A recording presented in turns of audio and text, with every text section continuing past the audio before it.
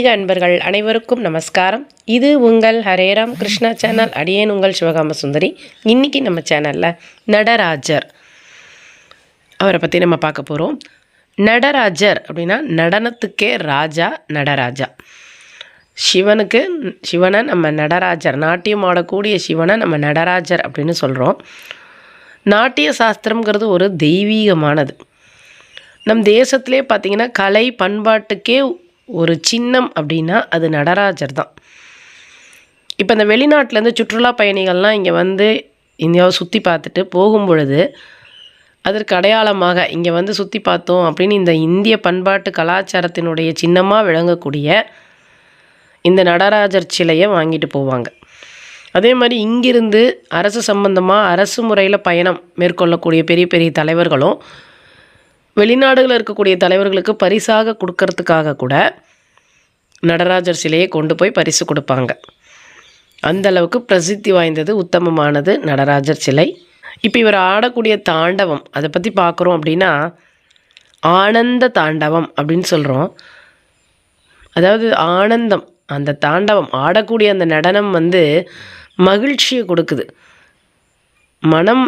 நான் சாதாரணமாகவே நம்ம ரொம்ப சந்தோஷமாக இருந்தோம், மனம் மகிழ்ச்சியாக இருந்தோன்னா டான்ஸ் ஆடணும் போல் தோணும், சந்தோஷமாக இருக்கும் பொழுது இல்லையா.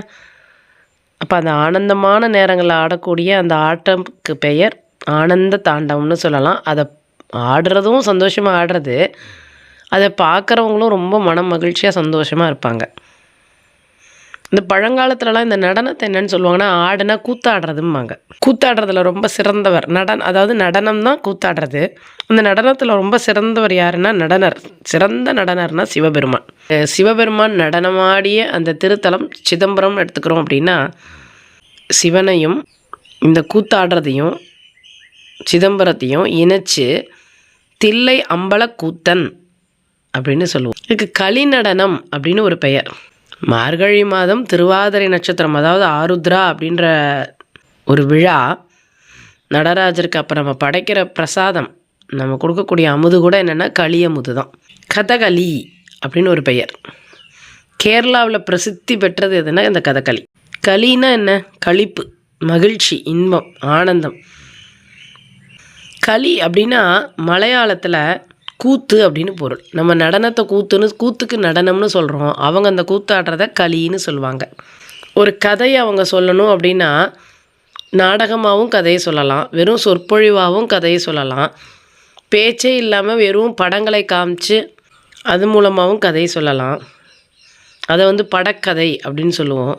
இப்போ இந்த கதையை ஒன்று சொல்லணும் அப்படின்னா அதை நடனத்தின் மூலமாக, கூத்து மூலமாக, ஆட்டத்தின் மூலமாக சொல்லணும். அப்படின்னா கேரளாவில் நடனத்தை கூத்த களின்னு சொல்கிறதுனால கதை களி, அதாவது ஒரு கதையை ஆடல் மூலம் களி மூலமாக சொல்கிறதுனால கதை களி அப்படின்னு சொன்னது. அந்த கதைகளி அப்படிங்கிறது தான் என்னவா மாறிடுச்சுன்னா கதகளி அப்படின்னு மாறிடுச்சு.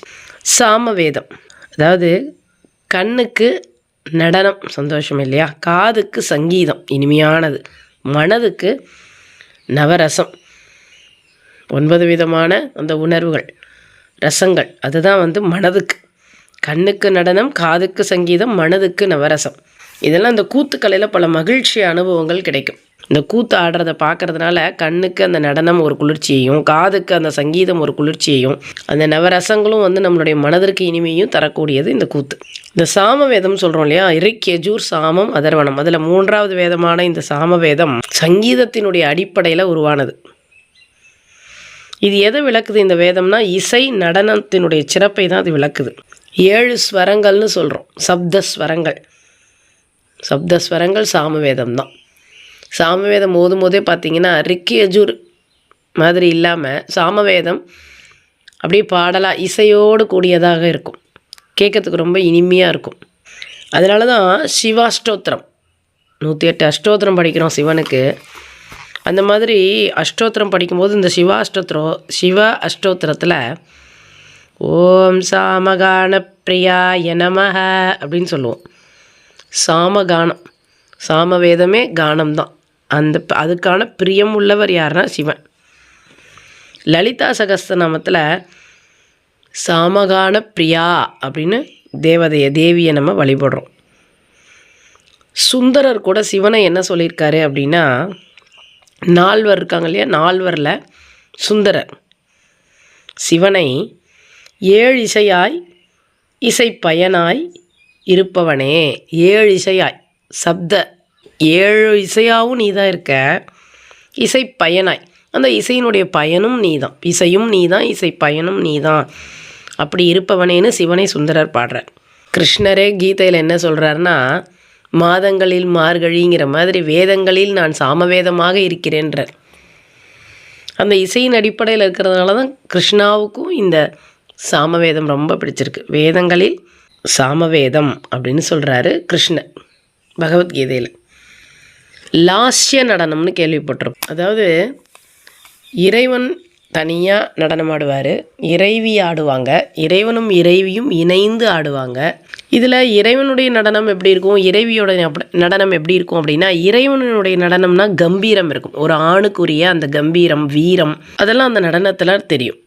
சிவ தாண்டவம், நடராஜ தாண்டவம், பிரளய தாண்டவம், ஊழி தாண்டவம் அப்படின்னு சொல்லுவோம். அதே அம்பிகையினுடைய நடனம் அப்படின்னு எடுத்துக்கிட்டால் அதில் பெண்மையினுடைய நளினமும் நாணமும் அதில் இருக்கும். பெண்ணுக்கே உரிய நளினம் நாணம் அதில் காணப்படும். அதைத்தான் நம்ம லாஸ்யம்னு சொல்கிறோம். லாஸ்ய பிரியா அப்படின்னு ஒரு பெயரும் இருக்குது தேவிக்கு. இப்போ நம்ம நட ராஜா அப்படின்னு சொன்னோம். அந்த ராஜான்ற வகையில் பார்த்தா சைவ ராஜா, வைணவ ராஜா. சைவ ராஜானா நடராஜன் சிதம்பரம், வைணவ ராஜா ரங்கராஜன் திருவரங்கம் ஸ்ரீரங்கம். கோயில்னு சொன்னால் சைவத்தில் கோயில் சிதம்பரம், கோயில் அப்படின்னாலே திருவரங்கம் ஸ்ரீரங்கம் வைணவர்களுக்கு. அந்த கோயில்னு சொல்லக்கூடிய சைவர்களுக்கான கோயில் சிதம்பரத்தில் சைவர்களுடைய ராஜா நடராஜர், வைணவ கோயில் ஸ்ரீரங்கம் திருவரங்கத்தில் வைணவ ராஜா ரங்கராஜா. இருவருமே பார்த்தா எப்படி இருப்பாங்கன்னா, அந்த உட்கார்ந்துருக்கிற திசை தெற்கு நோக்கி இருக்கும். யமனை எதிர்முகம் கொண்டு தெற்கு நோக்கி காட்சி தரக்கூடியவங்க 2 பேருமே. எந்த மாதிரி காட்சி கொடுப்பாங்க? ஒருத்தர் ஆடிக்கிட்டே காட்சி கொடுக்குறாரு, இன்னொருத்தர் படுத்துக்கிட்டே காட்சி கொடுக்குறாரு. தில்லையில் அம்பலம், தில்லை அம்பலம், திரு அரங்கம் அப்படின்னு சொல்லுவோம். அதாவது அம்பலம்னாலும் அரங்கம்னாலும் அது மேடையை தான் குறிக்கும். ஸ்டேஜ், மேடை. அந்த மேடைக்கு இருவாறான பெயர், ஒன்று அம்பலம், இன்னொன்று அரங்கம். தில்லை அம்பலம், திரு அரங்கம். அதாவது அம்பலத்தில் தில்லையில் அம்பலத்தாடுவான் எப்படி இருக்கார் அப்படின்னா, நடராஜர் ஆட்டம் ஆடி கூத்தாடிக்கிட்டு இருக்கார் மேடையில். அம்பலத்தில் ஆடுவான். அம்பலத்தில் ஆடுவான்னா மேடையில் ஆடுறவன் அர்த்தம். யார் அவர்? நடராஜர் கூத்தாடிட்டு இருக்கார். அதே அரங்கம்னாலும் மேடை தான். அவர் எப்படி இருக்காருன்னா, யோக நித்திரையில் அறிந்தவர் அனைத்தையும் அறிந்தவர் அவர், ஆனால் அறியாதவர் போல துயில் கொண்டிருக்கிறார். யோக நித்திரையில் அறிந்தும் அறியாதவர் போல துயில் கொண்டிருக்கிறார் அரங்கநாதன் அரங்கத்தில். அரங்கம்னாலும் மேடை தான். மாணிக்க வாசகர் தன்னுடைய இறுதி காலத்தில் சிதம்பரத்துக்கு போய் இறைவனை தரிசிக்கணும்னு போகிறாராம். அப்போ நடராஜர் ஒரு அடியவரை போல வரார். அடியவரை போல அவர் சொல்லக்கூடிய அந்த திருவாசகம் அப்படிங்கிற ஒரு செய்யுளை தானே எழுதுகிறாராம் தன் கையால். இறைவனே எழுதிட்டு இவர் தான் எழுதினாருன்றதுக்கு சாட்சி இன்னுமே அந்த கையொப்பம் விட்டது இருக்குதுன்னு சொல்லுவாங்க. மாணிக்க வாசகர் திருவாய் மலர்ந்தருளிய வண்ணம் எழுதியது திருச்சிற்றம்பலம் உடையார் என எழுதி கையெழுத்திட்டு வச்சிருக்காராம். திருவாசகத்திற்கு உருகார், ஒரு வாசகத்திற்கும் உருகார். அடியார் சொல்லி இறைவனே எழுதினது திருவாசகம். அவ்வளவு சிறப்பு வாய்ந்தது அந்த திருவாசகம். ஒரு அடியவனுக்காக இறங்கி இறைவனே தன் கைப்பட எழுதுகிறாரு அப்படிங்கிறது எவ்வளோ ஒரு சிறந்த ஒன்று. இறைவன் உண்மை இல்லாத தர்மத்திற்கு புறம்பானதை எழுதுவாரா? இல்லை எழுத தான் யாரையாவது அனுமதிப்பாரா? அவரே எழுதி கையொப்பமிடுறாருன்னா அந்தளவுக்கு அது ஒரு சிறந்த ஒன்று. நம் அனைவரும் படிக்க வேண்டிய, தெரிந்து கொள்ள வேண்டிய, ரசிக்க வேண்டிய, உணர வேண்டிய ஒன்று திருவாசகம். இப்போ இதில் நம்ம நடராஜர் அப்படிங்கிறத வச்சு ஒரு சின்னதாக அவரை பற்றி சொல்லலான்னு ஆல்ரெடி உத்தரகோச மங்கைன்னு ஒரு பதிவு போட்டிருக்கோம். நால்வரும் நடராஜரும் அப்படின்னு ஒரு பதிவு போட்டிருக்கோம். ஆருத்ரா அப்படின்னு தனியாக ஒரு பதிவு இருக்குது. அதை தவிர நடராஜர் 10, நடராஜனுடைய ஊஞ்சல் பாடல்னு ஒன்று தனியாக போட்டிருக்கோம். ஸோ எல்லாத்தினுடைய லிங்க்கும் நான் இந்த டிஸ்கிரிப்ஷனில் கொடுக்குறேன். ஆருத்ரா வருது அப்படிங்கிறதுனால சும்மா சின்னதாக ஒரு நடராஜரை பற்றி ஒரு அலசல். தென்னாடுடைய சிவனே போற்றி, எந்நாட்டவர்க்கும் இறைவா போற்றி போற்றி.